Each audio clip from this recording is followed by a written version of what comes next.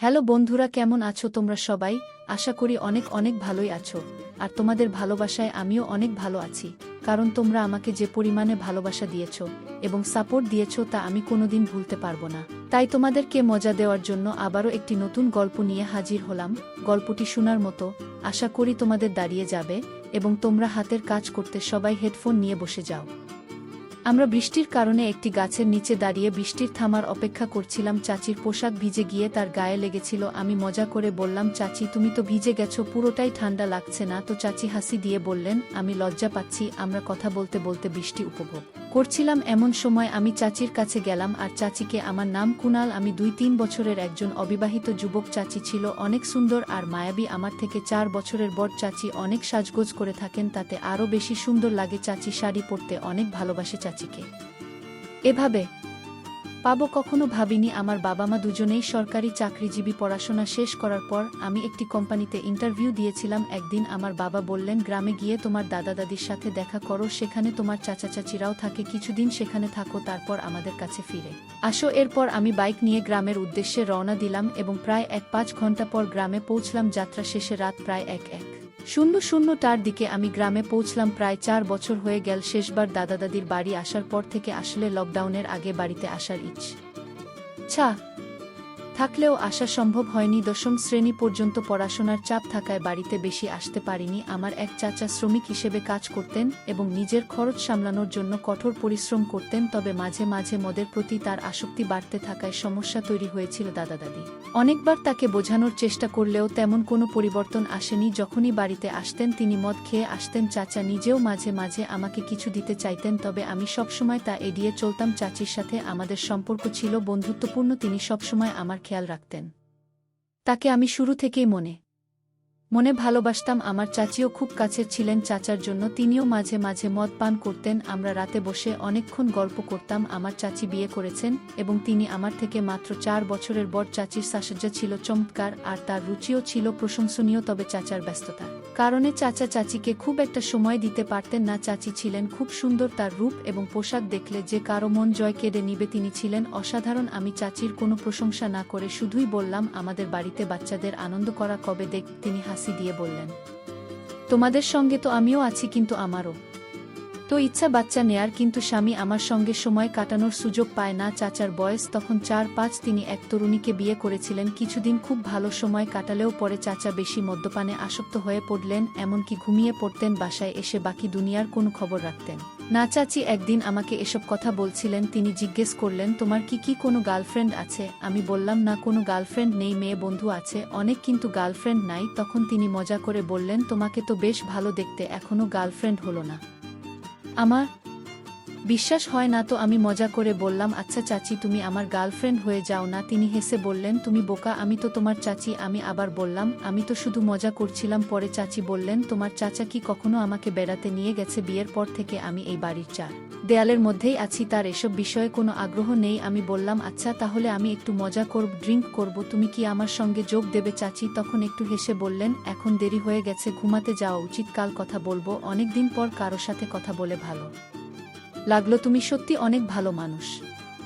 আমি যখন সবাই আমাকে এমনভাবে দেখছিল যেন আমি একজন ভিন্ন অঞ্চলের মানুষ এবং সবাই খুব আন্তরিকভাবে আমাকে আপ্যায়ন করছিল। চাচি হাসি মুখে এসে বললেন, আমি বাইরে থেকে কিছু খাবার নিয়ে এসেছি। দাদা দাদি ঘুমিয়ে পড়ার পর আমি যে ঘরে ছিলাম সেখানে চলে আসলাম। চাচি আমার ঘরে এসে বসলেন। আমি আগে থেকেই কিছু ড্রিঙ্কস প্রস্তুতি নিয়ে রেখেছিলাম। চাচি বললেন, তোমার চাচা সবসময় আমাকে একটু দেশীয় পানীয় খেতে দিতেন, তবে এটা বেশ আলাদা। আমি বললাম, এই পানীয় পান করার পর কারো সামনে গেলেও কোনো গন্ধ থাকবে না, কেউ বুঝতেই পারবে না যে তুমি ড্রিঙ্কস করছো। এটা অনেক দামি ড্রিঙ্কস। আমরা কিছুক্ষণ গল্প করছিলাম। চাচি একটু ক্লান্ত হয়ে বিছানায় শুয়ে পড়েছেন, কিন্তু হাঁটতে পারছি না। এসব মদ পান করার কারণে হয়েছে। তুমি যদি আমাকে আমার রুমে পৌঁছে দাও, অথবা আমি তোমার রুমে ঘুমাই। আমি বললাম, আমারও এখন চলার শক্তি নেই, আমি তোমাকে রুমে পৌঁছে দেব, আর আজকে বিশ্রাম নেই। তখনই চাচি আমার হাত ধরে একটু বসতে বললেন। আমরা আরও কিছুক্ষণ কথা বললাম। হঠাৎ দরজায় করা নাড়ার সব হলো। রাত তখন 12টা বাজে। দরজা খুলতেই চাচা আমাকে দেখে হাসলেন এবং সবকিছু স্বাভাবিকভাবে চলতে থাকলো। তিনি আজও মদ খেয়ে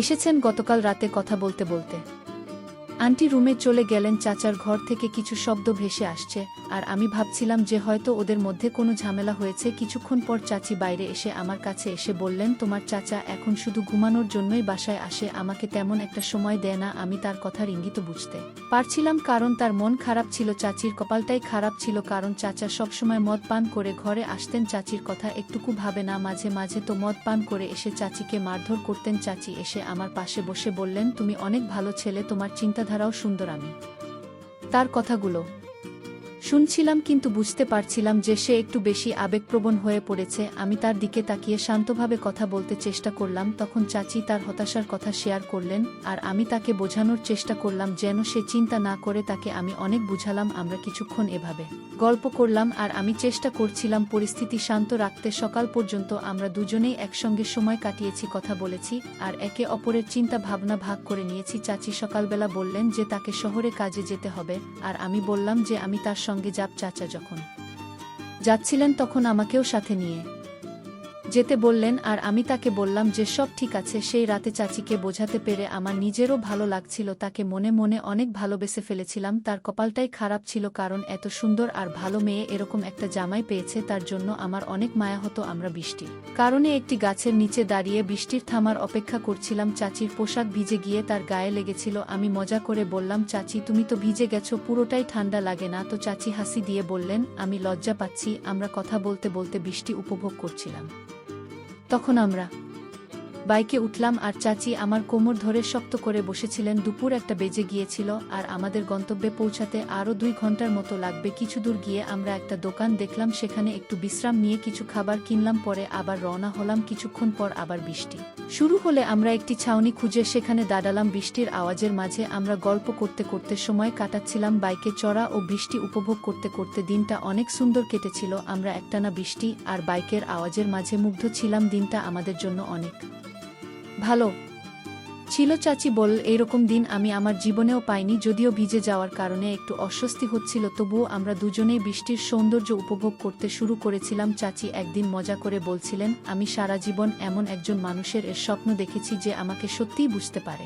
তার স্বামী কাজের জন্য বাইরে ছিলেন, আর আমাদের সেখানে 3 দিন থাকতে হয়েছিল। সেই কারণে চাচি বললেন, আমাদের তো এখন 3 দিন একই জায়গায় থাকতে হবে, তুমি চাইলে আমাকে গল্প শুনিয়ে রাখতে পারো। আমরা আলাদা রুম পেলেও চাচি মাঝে মাঝে আমার কাছে এসে গল্প করতেন, আমার সাথেই থাকতো। তিনি বললেন, তুমি চলে যাবে, কিন্তু আমি এখানে কিছুদিন থাকবো, তাই সময়টা মজায় কাটানো যাক। আমিও ঠিক সেটাই চেয়েছি, তাই কিছু গল্পের বই নিয়ে এসেছিলাম যাতে আমরা দুজনেই ভালো সময় কাটাতে পারি। আমি গল্প শুনিয়ে চাচিকে ভালো রাখতে চেয়েছিলাম, আর সেই সময়টা খুবই উপভোগ্য ছিল। আমরা 3 দিন কাটিয়ে দিলাম বিভিন্ন গল্প আর হাসি তামাশা। পরে যখন আমি শহরে ফিরতে শুরু করি, চাচির চোখে একটু মন খারাপের ছাপ দেখা গেল। তিনি আমাকে বললেন, তোমার মতো মানুষকে মনে রাখবো সবসময়। আমি কাজের জন্য শহরে ফিরে গেলাম, আর চাচি মাঝে মাঝে আমাকে ফোন করে বলতেন, কখনো সময় পেলে আবার এসো, তোমার সঙ্গে আড্ডা দিতে আমার ভালো লাগে। চাচি আমাকে মন থেকে ভালোবেসে ফেলেছিল। তার সাথে কাটানোর সময়গুলো অনেক ভালো ছিল। চাচি আমাকে ফোনে একদিন বলেছিলেন, যখনই তোমার ইচ্ছে হবে আমার দরজা তোমার জন্য সবসময় খোলা থাকবে। মজা করে আমি বললাম,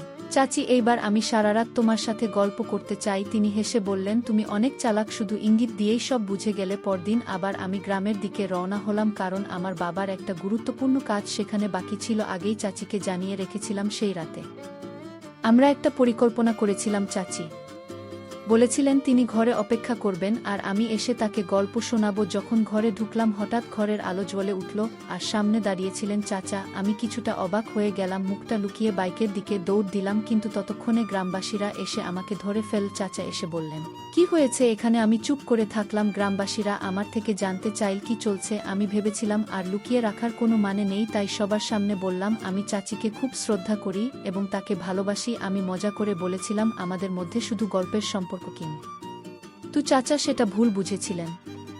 তারপর আমি বুঝতে পারলাম পরিস্থিতি সবার সামনে পরিষ্কার করা দরকার। শেষমেশ আমরা মিলে পরিস্থিতি স্বাভাবিক করলাম, আর মজা করে বললাম, এটা শুধু ভুল বোঝাবুঝি ছিল। পরে আমি আবার কাজে ফিরে গেলাম, আর সবকিছু ঠিক হয়ে গেল। একদিন এক ভয়ানক ভুল বোঝাবুঝি হলো। চাচি আর আমাকে একসাথে দেখে ফেলেছিল। চাচা একজন আমার চাচিকে কিছু অসম্মানজনক কথা বলল। চাচি হঠাৎ বললেন, এতদিন ধরে তুমি যদি আমাকে সময় দিতে তাহলে আজ এই পরিস্থিতি হতো না। আমি একজন নারী, আমারও কিছু ইচ্ছা আছে, কিন্তু তুমি সবসময় ঘরে এসে ঘুমিয়ে পড়ো আর আমার কথা কোনোদিন ভাবো না। এই কথাগুলো শোনার পর পরিস্থিতি আরও জটিল হয়ে গেল। আমি আর চাচি দুজনেই হতবাক হয়ে গেলাম। আমি দ্রুত বাবাকে ফোন করে সব জানালাম। বাবা বললেন এই পরিস্থিতির সমাধান দরকার, কোনোভাবে এটাকে ঠিক করতে হবে। এরপর চাচা বললেন আমার আর এই ব্যাপারে কোনো সহজ শক্তি নেই, আমাদের সম্পর্ক এখানে শেষ। চাচা আর চায়ের সাথে কোনো সম্পর্ক রাখবে না। সবার চোখে জল এলো আর কাঁদতে কাঁদতে আমরা সেখান থেকে চলে এলাম। সেই মুহূর্তে বুঝতে পারছিলাম না কি করব, পরিস্থিতি এতটাই জটিল হয়ে গিয়েছিল যে কিছু বুঝে ওঠা সম্ভব হচ্ছিল না। আমার আর চাচির মানসিক চাপের কারণে ভেঙে পড়েছিলাম। আমি খুবই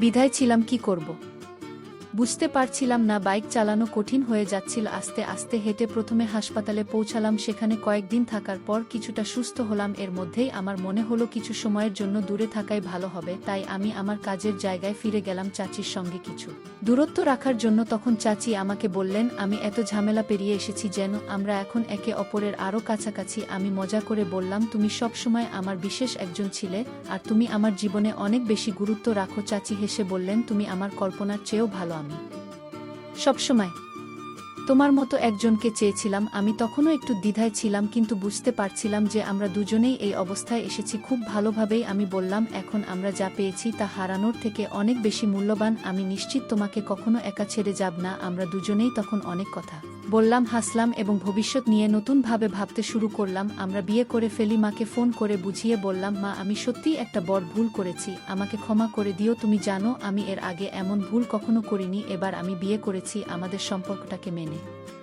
নাও। প্রথমে